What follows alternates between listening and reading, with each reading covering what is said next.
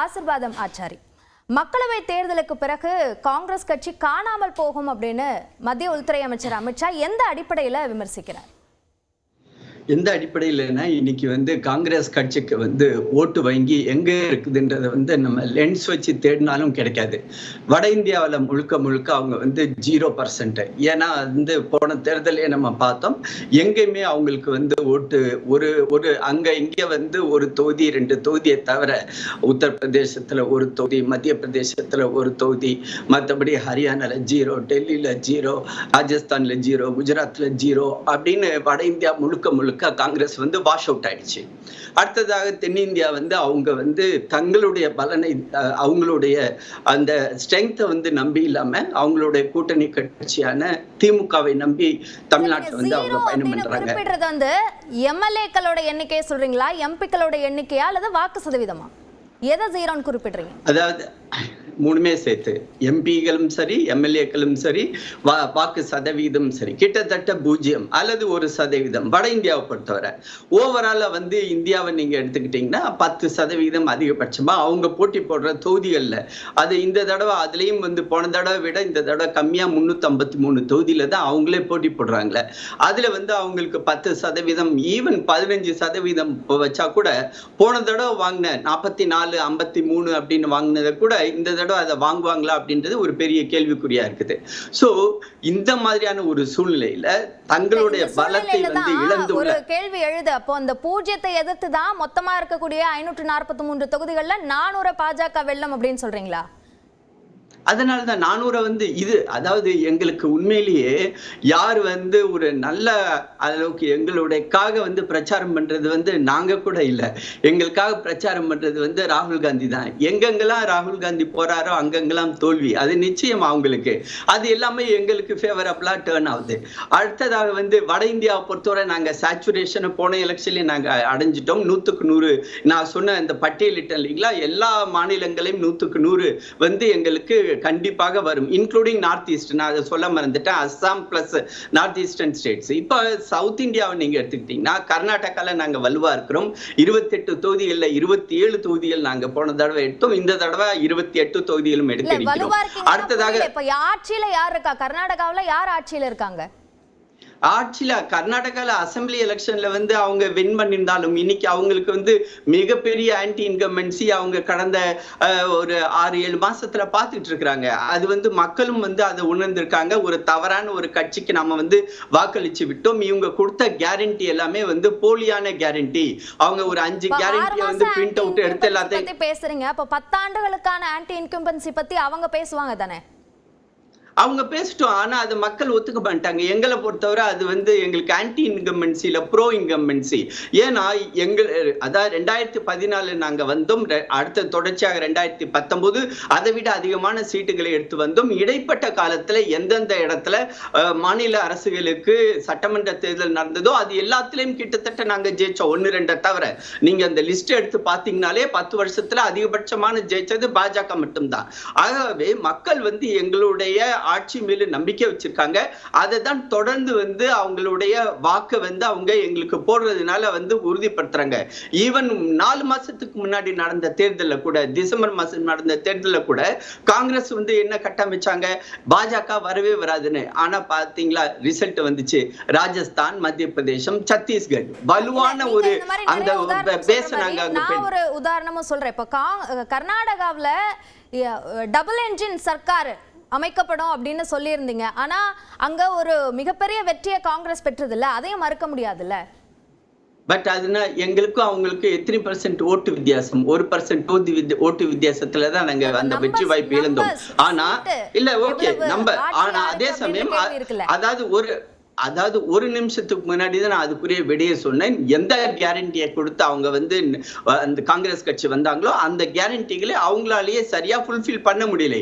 அதை மக்கள் உணர்ந்து உள்ளார்கள். இன்னைக்கு நாங்க எங்கெங்கெல்லாம் பரப்புரைக்கு போறோமோ கர்நாடகாவை பொறுத்தவரை அந்த கர்நாடகாவிலிருந்து எங்களுக்கு ஒரு வலுவான அந்த ஒரு கட்டமைப்பை நாங்கள் ஏற்கனவே வைத்துள்ளதுனால மக்கள் எங்கள்கிட்ட சொல்றாங்க, நாங்க போன தடவை எங்களை ஏமாத்திட்டாங்க, இந்த தடவை நாங்க முழுக்க முழுக்க பிரதமர் மோடிக்காக நாங்கள் வந்து இந்த தேர்தலில் பாஜகவுக்காக தாமரை சின்னத்தில் தான் வாக்களிக்க இருக்கிறோம்னு அந்த ஒரு துணிச்சலோட தான் நான் வந்து சொல்றேன் 400 தொகுதிகளை எங்களால் ஈஸியாக வெல்ல முடியும். ஓகே ஓகே, நன்றி திரு ஆசீர்வாதம். திரு அலிம் அல் புகாரி, இப்போ காங்கிரஸ் வந்து வட இந்தியாவில் 0வா தான் இருக்கு அப்படின்னு சொல்றாரு. அது எம்பிக்கள் எண்ணிக்கையா இருந்தாலும் சரி, எம்எல்ஏக்கள் எண்ணிக்கையா இருந்தாலும் சரி, வாக்கு சதவீதம் அப்படின்ற ஒரு விமர்சனத்தை அவர் முன்வைக்கிறார். அப்படித்தான் இருக்கா சூழல்? அதாவது அவர் பார்த்தாலே நல்ல அனுபவமான அரசியல்வாதி போல் தெரிகிறார்.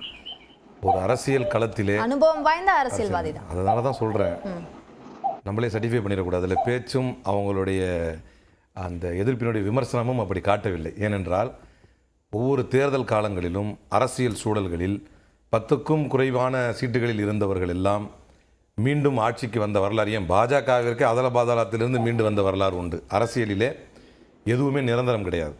அதே நேரம் இங்கிருந்தே ஸ்டார்ட் பண்ணலான்னு நினைக்கிறேன். ஆன்டி இன்கம்பன்சி என்பது சிரிப்பலை தான் இதை ஏற்படுத்தும். பாஜகவில் எங்களை பொறுத்தவரை நாங்கள் வாக்குறுதிகளை நிறைவேற்றிவிட்டோம் என்கிறார்கள். வட இந்தியாவில் மிக கடுமையான அதிருப்தி நிலவி வருகிறது. குறிப்பாக மோடியின் எந்த வாக்குறுதி நிறைவேற்றிவிட்டு எந்த தைரியத்தில் பேசுகிறார் என்று தெரியவில்லை. 15 லட்சத்தை மீட்டு கொண்டு வந்துட்டாரா அந்த தைரியத்தில் பேசுகிறாரா, இல்லை 15 லட்சத்தை சொல்லிட்டு சொல்லவே இல்லைன்னாரே அந்த தைரியத்தில் பேசுகிறாரா, கருப்பு பணத்தை மீட்டு கொண்டு வருவேன் என்று சொன்னாரே அந்த தைரியத்தில் பேசுகிறாரா, அல்லது இதே மோடி முதல்வராக இருக்கும்போது ஒரு உதாரணம் சொல்லி காங்கிரஸை கலாய்க்கிறாராம். காங்கிரஸை கலாய்க்கிறதுக்கு ஒரு உதாரணம் சொன்னார். என்னென்னா, நான் போய் ஒரு ஹோட்டலில் ஆர்டர் பண்ணுறேன், ஒரு சர்வர் வந்து சாப்பாட்டை கொண்டு வராரு. அப்படி சாப்பாட்டை கொண்டு வந்து வச்ச உடனே அந்த சாப்பாடு நல்லா இருக்குன்னு சொல்கிறேன். இது வந்து மோடியுடைய உதாரணம். சாப்பாடு நல்லா இருக்குன்னு சொல்கிறேன். உடனே அந்த சர்வர் வந்து பார்த்தீங்களா என்னுடைய திறமையை என்று சொல்வது போல் இருக்கிறது. விண்வெளிக்கு வந்து ராக்கெட் அமுச்சு விட்டுட்டு, விண்வெளிக்கு வந்து ஏவுகணை இதை அமுச்சு விட்டுட்டு காங்கிரஸ் வந்து அதை பெருமை கொண்டாடுறது, அது விஞ்ஞானிகளுக்கு தான் அதை பெருமை போகும்னு சொன்ன அதே நரேந்திர மோடி இப்போது நான் தான் விஸ்வகுரு ஆக்கிட்டேன் இந்தியாவை, இந்த சந்திராயன் போனதுக்கு எனக்கு தான் பெருமை என்று பேசுகிறாரே. இதை சொல்லி இவர்கள் எங்களுடைய சாதனை என்று சொல்லுவார்களா? எதை சொல்லுவார்கள்? 40 புல்வாமாவில் தாக்குதல் ஏற்பட்டது கூட பாஜகவினுடைய அஜாக்கிரதையால் தான், அதனால் தான் இது ஏற்பட்டது என்று அவரிடத்திலே கவர்னராக இருந்த சத்யபால் மாலிக் சொன்னாரே. இப்போ சொன்னாரே நார்த் ஈஸ்டர்ன் ரீஜனில் நாங்கள் சூப்பராக பர்ஃபார்ம் பண்ணிடுவோம்னு. மீண்டும் ஒரு முறை மோடி ஆட்சிக்கு வந்தால் இந்தியா முழுக்க மணிப்பூர் ஆகும் என்று அவங்களிடத்தில் கவர்னராக இருந்த அதே சத்யபால் மாலிக் சொன்னாரே. வட இந்தியாவில் ஏற்பட்டிருக்கக்கூடிய ஆன்டி இன்கம்பன்சி என்பது மிக மோசமான ஆன்டி இன்கம்பன்சி. இன்றைக்கு மக்கள் ராகுல் காந்தியை வரவேற்கிறார்கள். மக்கள் தலைவர் இப்போ அதை புரிஞ்சிக்காம தான் இன்றைக்கு ஒரு வார்த்தை சொன்னார், ராகுல் காந்தி எங்களுக்கு பிரச்சாரகராக மாறி இருக்கிறார் என்று. உண்மை என்ன நிலவரம் தெரியுமா? பிரதமர் நரேந்திர மோடி காங்கிரசினுடைய நியாய் பத்ராவுக்கு முழுக்க வந்து பிராண்ட் அம்பாசிடராக மாறி இருக்கிறார். காங்கிரசினுடைய பத்திரம் இருக்குது, காங்கிரசினுடைய தேர்தல் அறிக்கை இருக்கிறது, காங்கிரஸ் மேனிஃபெஸ்டோவின் முழுக்க பிரச்சாரகராக மாறி இருக்கிறார். அவர் தான் ஸ்டார் கேம்பெயினர். ஏன்னா பிரச்சாரம் ஒரு புறம் இருக்கட்டும், இப்போ வட இந்தியாவில் ராகுல் காந்திக்கான வரவேற்பு அதிகமா இருக்கு அப்படின்னா அப்போ அமைதியிலேருந்து போட்டிட்டு இருக்க வேண்டியதானே, ஏன் அதை தவிர்த்தார்? இது மிக ரொம்ப எளிமையான ஒரு கேள்வி. ஸ்மிருதி இரானி என்பவர் தனக்கு அரசியலில் எதை செய்ய வேண்டும், அந்த தொகுதி மக்களுக்கு எதை நிறைவேற்ற வேண்டும் என்பதை விட்டுவிட்டு வெறுமனே ராகுல் காந்தியை மட்டுமே முன்னிறுத்தி தன்னை ஒரு தலைவராக நிலைநிறுத்திக் கொள்ள முடியும் என்று நினைக்கிறார். இது ஒன்று. ரெண்டாவது, அதே இடத்தில் எப்படி ஒரு புதுமுகத்திற்கு ராகுல் காந்தியால் ஒரு பெரிய வாய்ப்பு கிடைத்ததோ அதே போல இன்னொரு புதுமுகத்தை தான் காங்கிரஸ் அங்கு நிறுத்துகிறது. இதுவரை ஸ்மிருதி இரானி எந்த ஒரு தகுதியின் அடிப்படையில் தன்னை அமைச்சராகவோ ஏதாவது அரசியலில் செய்த தியாகத்தின் அடிப்படையில் தன்னை ஒரு பெரிய தலைவராகவோ காட்டிக்கொள்ளாமல் பொழுதன்னைக்கும் ராகுல் காந்தியை தாக்கி பேசிக்கொண்டே தன்னை ஒரு தலைவராக முன்னிறுத்திக் கொள்கிறார். இது ஒன்று. ரெண்டாவது, தொகுதிகளை மாற்றி நிற்பது தவறென்றால் கடந்த காலங்களில் நரேந்திர மோடி தங்களுடைய தொகுதிகளை மாற்றி நின்றது இல்லையா? இன்னும் சொல்ல போனால் ராய்பரேலி தான் மாற்றி நிற்கிறது தவறு அப்படின்றது ஒரு பக்கம் இருக்கட்டும். ஏன் வந்து ஒரு சேஃபஸ்டான ஒரு இடம் அப்படின்ற ரேபரேலி வந்து தேர்வு செய்யப்படுது, அமைதியில வந்து ஒரு தோல்வி வருவதற்கான வாய்ப்பு இருக்கு அப்படின்ற அடிப்படையில் மாற்றப்படுதான்ற விமர்சனம் முன்வைக்கிறது. அதாவது இதே தொகுதியை 3 முறை தலைவர் ராகுல் காந்தி வென்றிருக்கிறார். அதற்கு முன்னால் இந்திரா காந்தியும் அதே தொகுதியில் தோற்றும் இருக்கிறார். அரசியலில் வந்து வெற்றி தோல்வி என்பது சகஜம். இதற்கு காரணம் தொகுதியை மாற்றியதே தோற்று விடுவார்கள் என்கின்ற பயத்தில் என்று சொல்லுவதுதான் எனக்கு வேடிக்கையா இருக்குது. இன்னொரு முக்கியமான விஷயம் என்ன அப்படின்னா, அனைவருக்குமான வெற்றிக்கான காரணத்தை தரணுங்கிறது ஒண்ணு. இப்ப அந்த இடத்துல நிக்கிறவர் KL சர்மா. அவர் காங்கிரசுடைய லாயலிஸ்ட் 25 இயர்ஸா 2 தொகுதிகளையும் சேர்த்து மாறி பார்த்தவர் KL சர்மா. அவருக்கு ஒரு வாய்ப்பை அதே தொகுதியில் தர வேண்டும் என்று காங்கிரஸ் நினைக்கிறது. கட்சி ரீதியாக உள்ளே நடந்து ஒரு விவாதத்தின் அடிப்படையில் யாருக்கு இதை வாய்ப்பை தரணும்னு தருவதை எல்லாம் அதை பின்தொடர்ந்து இதை நீங்க என்ன கவனிக்கணும்னா, இதுல கூட என்னன்னா, இது இன்றைக்கு விவாத பொருளாக மாறுவதற்கு காரணமே வரைக்குமே ஸ்மிருதி இரானியும் இதையே பேசுகிறார், நரேந்திர மோடியும் இதையே பேசுகிறார். நாட்டில் பேசுறதுக்கு வேற வேலையே இல்லையா, வேற டாபிக்கே இல்லையா? சொல்லி பாருங்க. இன்னைக்கு இது டிவிகளில் விவாதம் ஆகிறது காரணம் என்ன தெரியுமா? பொழுது இதே தான் பேசிட்டு இருக்காங்க. நீங்கள் வேலை வாய்ப்பை பற்றியோ காங்கிரஸ் முடிவு பண்ண முடியாதுல்ல. பொதுமக்கள் மத்தியில் இது பேசு பொருளாக, ஆனால் அது ஆரோக்கியமான அரசியலும் இல்லையே, அது ஆரோக்கியமான ஒரு ஜனநாயகமும் இல்லையே. யார் எந்த தொகுதியை தேர்ந்தெடுத்து நிற்கிறார் என்பதை வைத்தா நீங்க என்ன பேசணும்? ஒரு கவுண்டர் அட்டாக் கொடுங்க. அதுக்கு ஒரு கவுண்டர் அட்டாக் சிம்பிளா சொல்றேன் பாருங்களேன். ஸ்மிருதி இரானி மோசமான முறை, ஏன்னா கடந்த முறை வெறும் 55,000 ஓட்டுல தான் அந்த மாதிரி ஜெயிச்சாங்க. மீண்டும் ஒரு முறை ஸ்மிருதி இரானிக்கு தோல்வி தரணும். இந்த மாவை தோக்கடிக்கிறதுக்கு தலைவர் ராகுல் காந்தி தேவையில்லை, எங்களுடைய லாயலிஸ்ட் ஒருத்தர் KL சர்மா போதும் என்று முடிவெடுத்திருக்கிறோம். இதான் எங்களுடைய பதில். அவங்க தானே ராகுல் காந்தியை தோற்கடிச்சாங்க. இப்ப நீங்க போன வாட்டி என்ன சொன்னீங்க? இப்ப லாஸ்ட் டைம் ராகுல் காந்தி நரேந்திர மோடியை தோக்கடிச்சாரு 2019. யார் தோக்கடிச்சா? இல்ல, ஸ்மிருதி இரானி தான் தோக்கடிச்சாங்க. யாரென்றே அறியப்படாதவர் தான், ஒரு சாதாரண டிவி நடிகையாக அறியப்பட்டவர். அதுக்கு முன்னால அவங்களுக்கு ஒரு பெரிய அரசியல் விளக்கெல்லாம் கிடையாது, ஐ மீன் ஒரு ஃபிளாஷ்லாம் கிடையாது. ராகுல் காந்தியை ஜெயிச்சதுதான் இப்ப அந்த மாதிரி ஒரு பெரிய அரசியல் விளம்பரமே. அதே போன்றது ஒரு அரசியல் விளம்பரத்தை KL சர்மாவுக்கு கொடுப்போம்.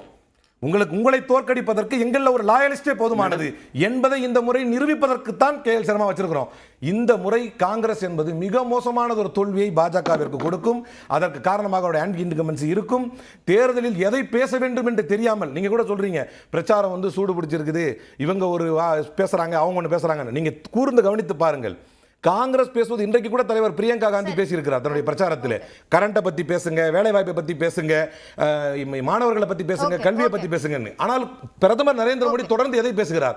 பொய்யை பேசிக் கொண்டிருக்கிறார். சரி, ஓகே.